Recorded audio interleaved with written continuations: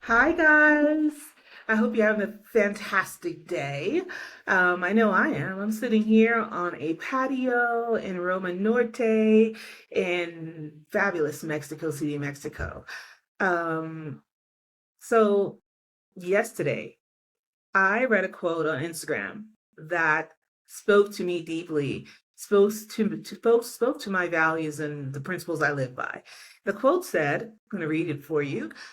Courage is the compass to our true selves. Courage is a compass to our true selves.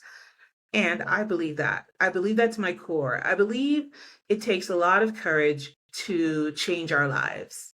Wouldn't you agree? It takes a lot of courage to change our lives. And I also believe that change teaches us a lot of lessons. Not only does change build our courage muscle, right? But it teaches us a lot of lessons. And I think those lessons are well worth it.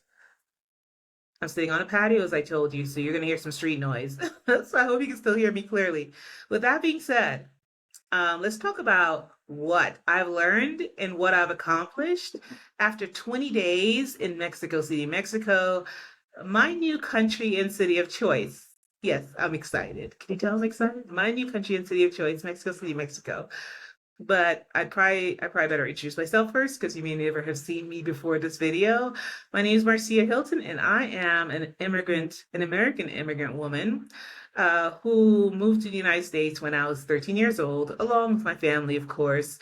And on this channel, I help Black women who are American immigrants who also moved to the US during childhood, during some part of their childhood, along with their family, or moved in advance of their family because they stayed with other relatives or friends to pursue what we call the American dream, leaving their country behind and their sometimes their customs, their culture, and everything. But for many, you still hang on to some of that, right? I hope so.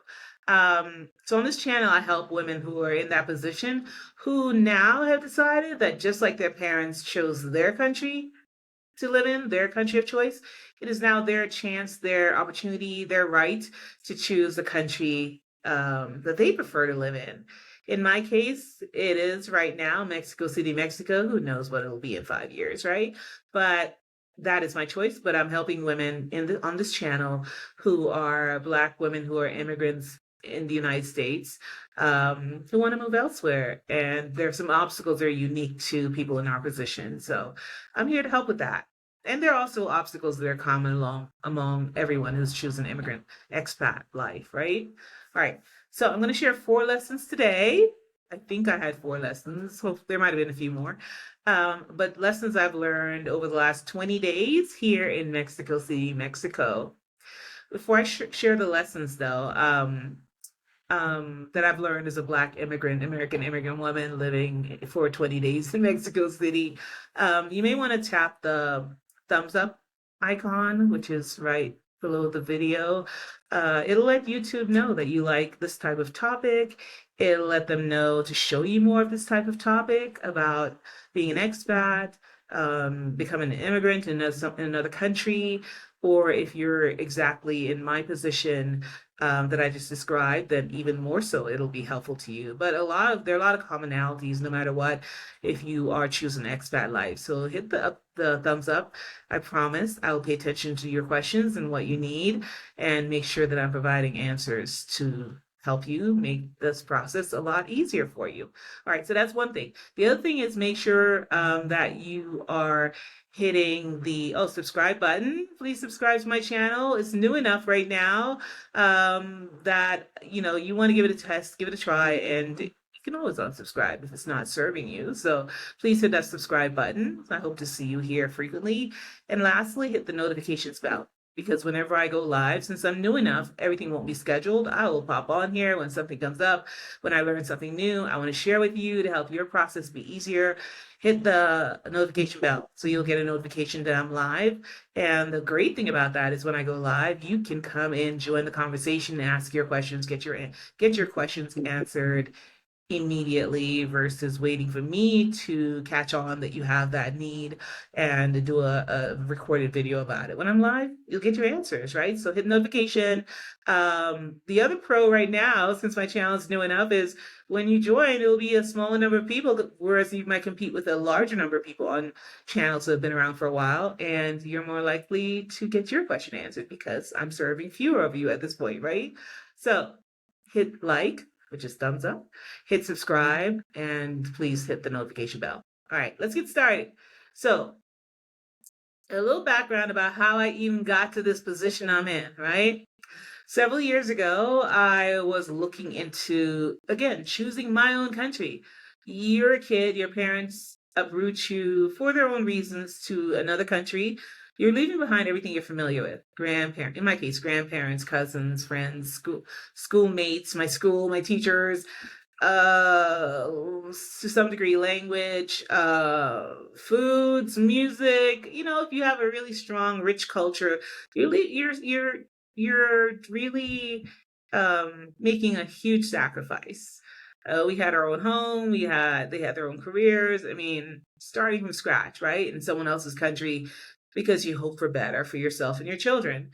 Well, that was their decision, and as much as I'm grateful for all that's come from that, there have been some challenges too. And as a grown woman, as an adult woman, I have been looking to make my own choice about where I want to be and what's most suitable to me as a person, right? Because this is years ago for my parents, so now the world has changed. What is most suitable for me? So I got here because a few years back in 2015, so it's been almost 10 years. I decided I need to look for my own place. Where do I want to reside? You know? So I looked around, and by the way, I feel very much like a global citizen. So my perspective is that I feel open to different places in the world, to languages, to food. And I'm sure my experiences as a younger person making this big move had that impact on me. But I am just ready to change that. So 10 years ago, 9 years ago, I decided to look, and I was traveling a lot, probably every 4 to 6 weeks to a different country for anywhere from a week to 2.5 weeks or something. I was always returning home between trips.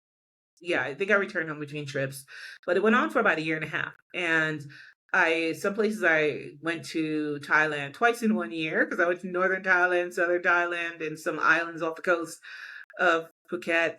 Um, I went to Costa Rica, Panama, Italy, Mexico. I went to Colombia and a few other places, right? So I was visiting places, but I didn't visit them as a tourist. I really went intentionally. I went intending on learning things, paying attention, seeing what I loved, didn't love, what vibed with me.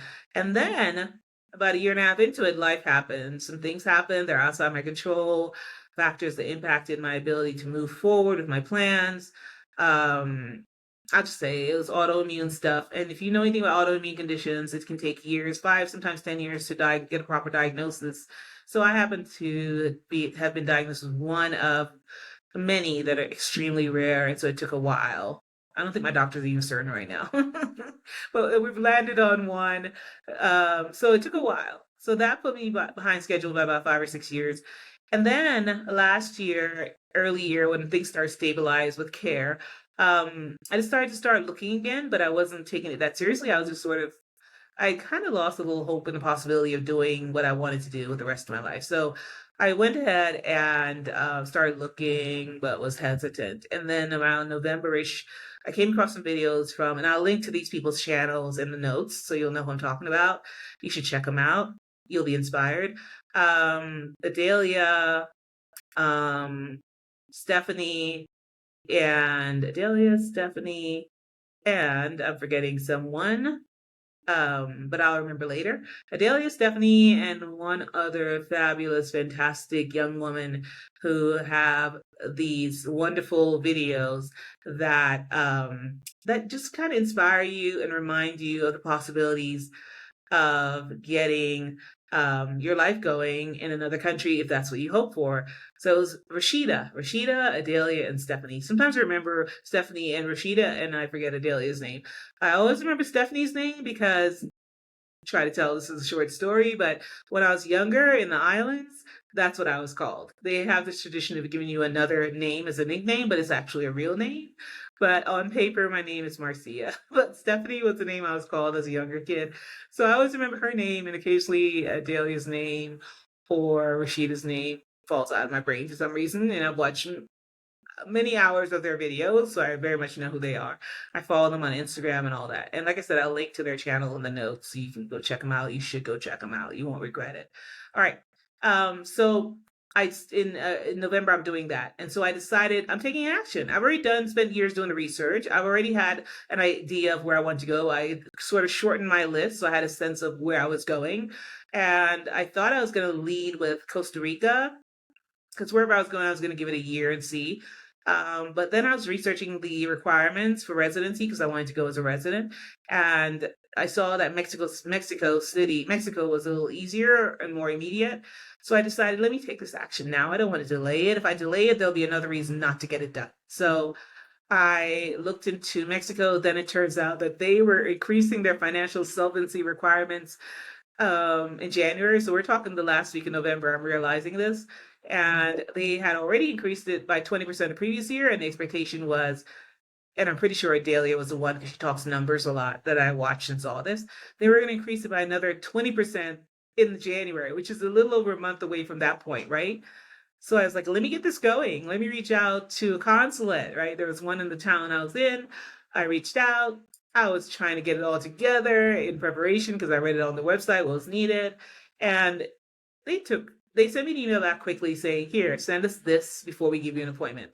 I got all that stuff together in a matter of days. I was pushing my bank. I was pushing everybody to get me everything stamped, signed, whatever. And so I sent them everything by email, thinking they're going to get back to me in a week, give me an appointment in a few days. They got back to me in about 2 weeks. They were good with the paperwork, but they didn't give me an appointment until the first week of January. And I was like, oh man. So I had to sit down and redo my numbers and say, does that still add up to new requirements? Because now I'm going to be held to new requirements. And it did. It worked out. I got in January 4th, I think. And I went to my appointment and they did all the little interview and they looked over your paperwork and did all that and gave me residency, a stamp in my passport. So the residency stamp you then take to the country, in my case, Mexico. I take to Mexico City, to the immigration office. And in my case, I hired a facilitator. There's a motorcycle going by and he's going to be a little loud for a second. So let's see. All right. So I got a facilitator because I did not want to screw things up. And I had read all these things about not being able to have your phone with you. My Spanish is okay. It's like a 2 or 3 year old, but not sufficient to do business. So I had a facilitator. They helped me sort through everything, went really quickly, got my stuff rolled up within my first week here. So I arrived here because you have 6 months after getting that stamp to get it all done. So you want to arrive in the country, in Mexico, by, I don't know, 30 days out from when your stamp expires, because you only get to visit the country once and you got to do it within a 6 month period from the day you do stamp. So I came April 4th, so 20 days ago. And the first week or so, I'm working my facilitator and we get it done. And then I moved around a little bit and now I've been trying to get to know the place, right? So that's how I got here. And it's 20 days later. I'm still here in Mexico City. And I have some lessons to share with you about that. And if you can tell, I'm pretty happy with the results, but I'm going to share my 4 lessons right now. So first lessons about restaurants. I took some notes so I wouldn't miss some points with you. If you don't know, CDMX, or Mexico City, is known for its gastronomy, like every kind of food, different combinations of different cuisines. You can find what you want here. All right. And in my case, looking at the different reviews isn't always helpful because everyone has their expectations of a restaurant. And with my background, sometimes my expectations are different from people who were born and raised in the US. And also having lived in Texas and being around Louisiana Creole food, I mean, that's more in line with my tastes. So some things that people have said, 5 stars here or 4.9, 4.8 stars here have disappointed me. But there's a place that had a 4.2 or 4.1 rating and I love the food. So everyone's not going to see things the same. I'm willing to give a place a shot if their rating is at least 4.0. So it takes time to find the exact place that's right for you. Just give things a shot. Find out what your minimum rating is for a restaurant. Give it a shot. Ask people, yes, but just remember everyone's coming from a different background. Everyone has different expectations. If you live up north in the Midwest, you might have different expectations than someone who's from New York and has been exposed to a lot, New York City, or someone's from Miami, or someone's from Southern Texas or Louisiana area. You might have different expectations with your food. So figure out what your lowest points are that you're willing to accept in a restaurant, then give it a shot. Just try something, try a couple of dishes. One dish may not work, another one might. And then eventually, just like anywhere else, you will find your favorites. You will find your favorites and, you can go from there. All right. All right.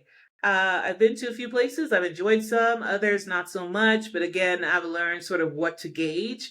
And that's where I landed on my 4.0 number as the minimal. And then I'll give it a shot no matter what. Um, but remember, food choices are numerous here, and wherever you choose, if it's not Mexico City, if that's important to you, look into that. What are the food choices like? And what are other expats saying? Especially expats who are from where you're from. What are they thinking? What are they saying? But still, what matters most is going to be what you really think and what your experience is, right? All right. Next lesson is about people and communities. By people in the communities, I mean the locals, but also the communities that are expat communities. What are in line with your values, your culture, your community, your own personal community. In Mexico City, there's a substantial Black community here. I've met a young woman from the Dominican Republic. Remember, I've only been here 20 days. I've met several African Americans here. I've met at least one Jamaican here, which is, another Caribbean person. So it's like that alone in 20 days lets me know that I'm going to be able to find my tribe. So just know who your tribe is among the Black community and know that wherever you go, especially if you've done the research, if that's important to you, most likely you'll be able to find that. And with all the online groups, you can certainly first connect with a tribe online to see what it's like to get their answers to questions and then to explore or research communities, cities and towns within whatever country you're looking at. In my case, Mexico City gets a thumbs up and you'll be happy with that. The locals, I once saw a video from one of the three women I mentioned earlier, where they said that the thing about Mexico City is people mind their business. I think Adelia said this. People mind their business, but they're kind enough, they're helpful enough, they're open. I've found that because I've had to ask questions sometimes stopping, walking down the street. And initially people are just walking past you, mind their business, like sort of like a New York feel. If you don't know, Mexico City is a city of 22 million or something people. I lived in New York City before. It's now about 11 million people, I think, but it's a lot. It's a big city. People mind their own business, right? Even though there are a lot of things going on around them. People who visit New York think, oh, what's that? What's that? They're like surprised by a lot of things, but New Yorkers pretty used to everything, so they mind their own business. I found it similar in Mexico City. They're minding their own business, but if you stop someone and ask them a question, whether I'm struggling through my Spanish or they're able to speak English. People like after 30 seconds, they're warm, they're open, they're helping. And I think also the way you approach, like I had someone tell me that everyone's my friend. Like I approach everyone the same, talk to everyone the same level of respect, friendliness, politeness. So I think giving that energy, that vibe, you immediately, for me, I found traveling around and I usually solo travel. I've pretty much gotten the same vibe back. So it's part of what we bring to it, right? So locals, I found very open, patient, and helpful. And for the Black community, there's a substantial group here, but there's also subgroups, subcommunities. So you'll find your tribe. Don't worry about that. All right. Lesson number 3 is about neighborhoods, or as they call them, colonias here, as I'm apartment hunting, right? I'm looking to see what's available in different areas. So I've spent time in the colonias of Polanco, which is popular with expats. It's called the Beverly Hills of Mexico City, and I have seen why. It is very upscale, lots of luxury. And I spent time in Roma Norte, and I spent time in Condesa, and I spent time in Navarre. Um, And I feel like Roma Norte so far feels like the space I've felt most at home. But I've been here 20 days and I was supposed to originally leave yesterday. I had not bought a return ticket. I wanted to remain flexible with the visa process, but I was supposed to return yesterday. That was my last day of an Airbnb reservation. And a few days back, I reserved another Airbnb and extended my stay by 2 more weeks. So this is day 20, but I'm here another 2 weeks. My house is on the market. It's getting sold. There's no rush. It's not sold yet. It's been about 5 weeks on the market, so that's reasonable. But I have no rush to get back. So I'm like, might as well stay here. If I haven't told you, I sold all my belongings, so there's not much in my house. I can't sleep there. So I didn't know how to time all that. And also, you really can't because you don't know when some things will play out. So here's where I am. And I'm glad to be here. I get to explore the city even more. So Roma Norte feels like the vibe for me, but I'm open to Condesa if I find the right spot. And Polanco, I'm open to it too, but I don't, I lived in Houston, which is sort of there's a huge Black community there, but it felt a little classist to me. And I'm not, I moved around the bougie community, but I'm not entirely at home in that community. I like luxury, I like bougie, but I like to also just walk into a mom and pop shop. I like to walk into a hole in the whole wall restaurant and get good food. Like, it's not for me all about being at the fancy places. I like fancy. I used to be the glam girl, hair all done, all that. And I still can be her, but I like a little more laid back. So I want to be in a neighborhood where that feels that way, has a lot of walkability. I can easily walk to a park, lots of trees, homes that feel more homey than like office buildings. And but I also want a little luxury. I want updated bathrooms and floors. So I got to find that mix, that blend that's right for me. You would find what's right for you in whatever country, in whatever city, in whatever community that works for you. But that's what I need. So for now, Roma Norte is feeling more like what I would love to, a place I'd like to live, but I'm still open to the other areas. And there's no rush. I had my house sold before now. I probably would have signed something by now, and it would have been probably a mistake because I need to take time and really get to know the communities a little better. So Roma Norte, Polanco. Polanco is divided into 5 different sections. So getting to know that is important too. Condesa and Navarte are areas that I have found could be places I would live in Mexico City. There's probably more that I don't know about yet. Um, okay, so I've talked about Roma Norte. I've looked at apartments. I looked at apartment in Polanco, in Navarte, which it was an apartment building that was like it's across the street from Polanco, owned by this Black American couple. I was so impressed. It was such a cute place. Brand new place, by the way, and probably one that I would have signed immediately if my house had already sold, but I have to wait. Um,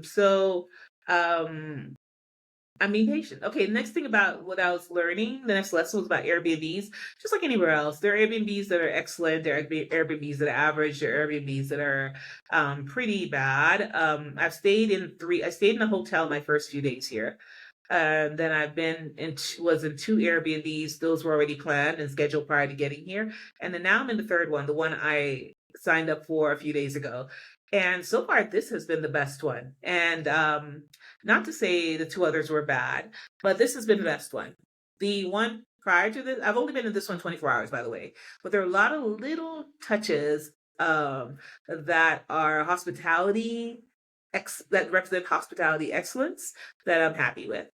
And the last one was very good. The young woman was very responsive. I would rent there again. The neighborhood, getting in and out of the apartment was tough because it was on a main street. So if I had to have food delivered, it was tricky. They weren't supposed to stop or pause or park there. So they were always in a hurry. If I had to catch an Uber, it was tricky. I learned ways to work around that, but there were some challenges, but the apartment itself was wonderful. The security was wonderful. Security people were helpful. This one, same. The security is wonderful, helpful, patient. Um, the last one, the young lady let me get in early. Like I left my previous one at 11 a.m. I was in her place by 11:30. That was wonderful. It was no extra cost. She was really outstanding as a host. And this one, I had to get in at the time that I was scheduled to get in. And when I got here, actually, the housekeeper was still finishing up her cleaning, but I got to watch her and she was being very thorough. So I was happy about that. Um, and she wasn't in my way in any way. And I tried to tip her and she's like, no, I get paid in Spanish. She wouldn't accept my tip. I learned some lessons about Uber drivers too, and tips, and that was, I won't go into that. That's not one of the lessons I wanted to discuss today. But the first one was in Polanco, and it was a really nice looking place, and it was had the best views of anywhere because it was up high, and we're already in the Beverly Hills of Mexico City, Polanco. It was wonderful, but the place was not well maintained. I think they took for granted that it was a beautiful place and that it was in a great location for what you're paying for it. But the floors were dirty. The water coming out of one of the faucets was brown until you ran it for a little while. Like there was no extra care taken. And when I got there, they let me in on time, I think, or just a few minutes after 3. But after I'd been in there about 10 or 15 minutes, someone came in through a back door. And the person didn't even speak to me. They smiled, and I stood there in shock. A woman walked in. There were some bags on the counter that I originally thought were being left for the guest. And she came in, picked those bags up, walked back out that back door. And I was just standing there like, that doesn't make me feel safe. That was bizarre. And I reached out to the host and tried to sort it out, but they didn't really quite address it. So that was not good in my case. And it was the first time I gave for other reasons as well, I gave an Airbnb a 3-star rating. Usually it's like a 5-star rating. I don't think I've even given a 4-star rating before. So the takeaway was just like anywhere else. And also that the bougie community does not mean bougie hosting. And then the average places, average community, I had much better hosting.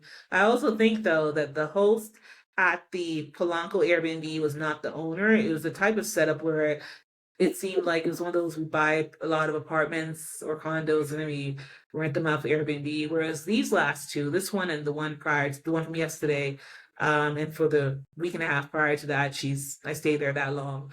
Um, they were owned, I could tell they were owned by the host, and that seemed to make the biggest difference.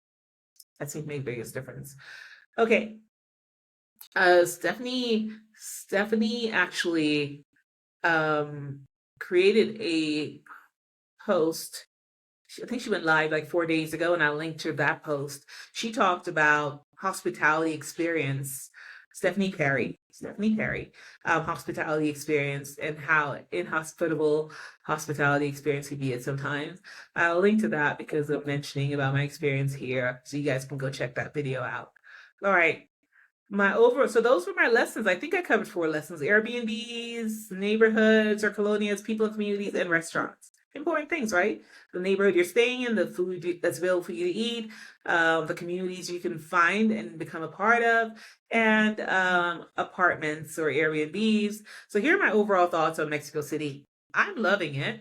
I think I made an excellent choice in terms of country and I already knew I love Mexico, but I've been here mostly as a tourist in the tourist spots, right? So I'm loving Mexico City. I love that it's a big city. It's exactly why I chose it because with my autoimmune health challenges, I need to have somewhere I could have easy access to options for healthcare, options for medication, just ease of access and having a larger number of options as well. And all the things come with a big city. There are challenges with a big city, but there are also gifts that come with a big city. There are advantages.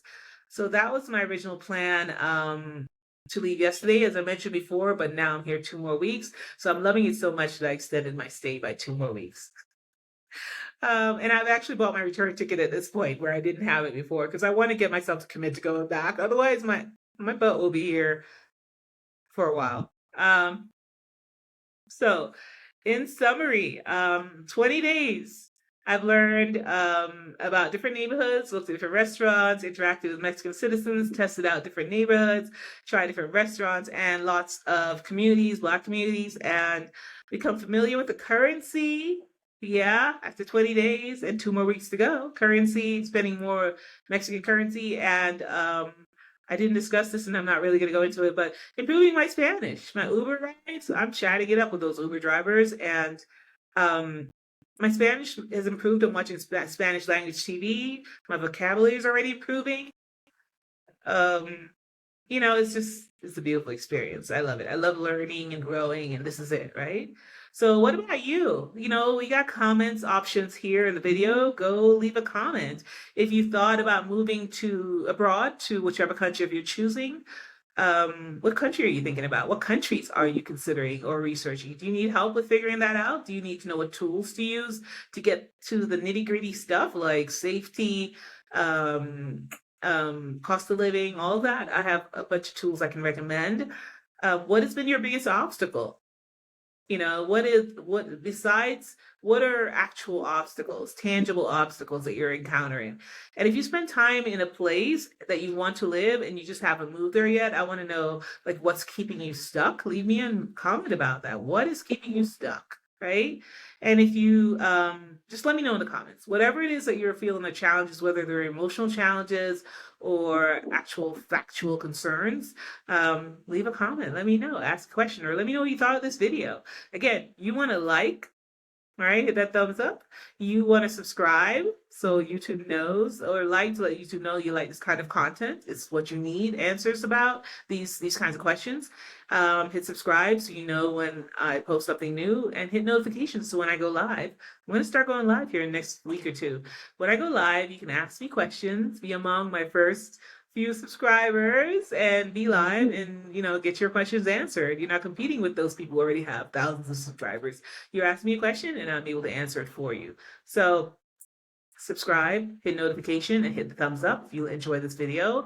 I look forward to answering your questions and helping in whatever way I can help you with this process. Thanks for watching. And remember, courage is the compass to your true self, right? All right. Have a good rest of your day. Bye-bye.